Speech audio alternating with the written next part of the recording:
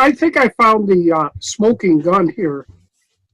There was a recent scientific study published in Antiviral Research 10 February 2020 by 3 scientists from France and 1 from Montreal who did a genetic analysis of the Wuhan coronavirus, and they said, quote, "It may provide a gain of function of the 2019 coronavirus for efficient spreading in the human population compared to other viruses." Let me repeat that.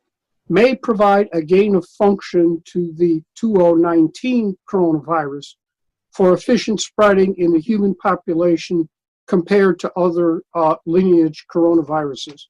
That's the smoking gun for a offensive biological warfare agent. Gain of function properties is a tip-off. It's only useful for offensive biological warfare activity, and it is typically conducted in either it's so dangerous, in either a BSL-4 or a BSL-3 facility. And there in Wuhan, you have the only BSL-4 facility in China. So I think it's clear it came out of this lab. Gain of function, means it's DNA genetically engineered to be more lethal and more more infectious.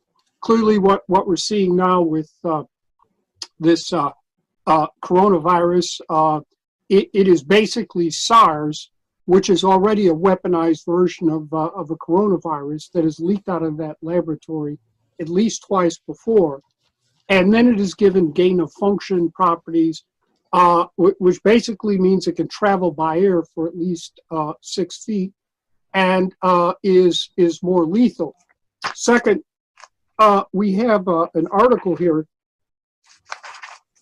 from the NatMed 2015, December 21. SARS-like cluster of circulating bat coronases show potential for human emergence. This was at the University of North Carolina. In Chapel Hill. They have a biosafety lab level 3 there, and I have previously condemned them for using gain of function work on MERS, which is the Middle East Respiratory Syndrome. It is like SARS, only more dangerous. It has a 33% lethality rate. And they were doing gain of function work there to make it even more lethal. Well, it turns out if you read the article, they admit that they were doing this with SARS, that they were giving it a gain of function activity. And it turns out part of their team was a researcher from China, Zheng Li Shi, Key Laboratory of Special Pathogens and Biosafety, Wuhan Institute of Virology, Chinese Academy of Sciences. And they gave a grant to the University of North Carolina to get their scientists in on this extremely dangerous Nazi-type biological warfare work. So it appears that what happened was, instead of stealing this technology, China bought it. And they bought it from the lab there at the University of North Carolina. They put their person in there. They took the technology and they brought it back to the Wuhan lab. It's right there. This fellow works for the Wuhan lab. And it also appears that the North Carolina lab got cells from Fort Detrick, which is the U.S. Major facility for the research, development, testing, stockpiling of biological weapons. Fort Detrick is the U.S. equivalent of Porton Down. So that's where they got some of their cells here. And they made it clear the work that they were doing was to increase the pathogenicity of original SARS by giving it this gain of function activity. The final piece of evidence here is Archive of Virology 2010.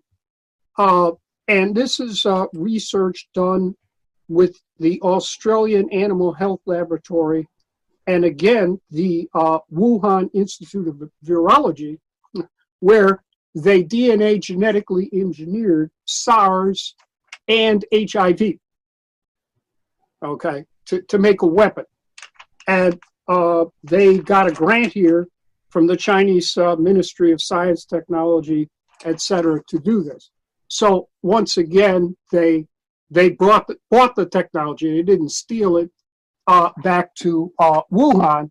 And so my reading of these articles, basically, these 3 articles, is that they took the technology from this death factory at North Carolina. They took the technology from this Australian research project.